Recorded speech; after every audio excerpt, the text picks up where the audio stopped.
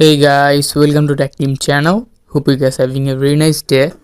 In this video, I'm going to show you how can you download Facebook videos in your phone gallery. So to download Facebook videos, at first just launch Facebook. After launching Facebook, just select the video that you want to download, just like this video. Now here you will see a copy link option. Just click on this copy link. Now after the link is copied to your clipboard, now just go back and go to any web browser.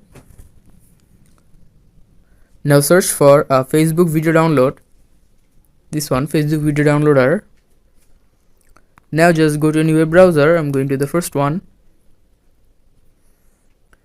Now just paste what you copied and click on download.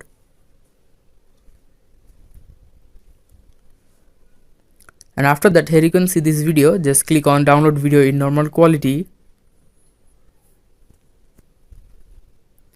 Here you can see it is downloaded. Now click on open and you can see this video.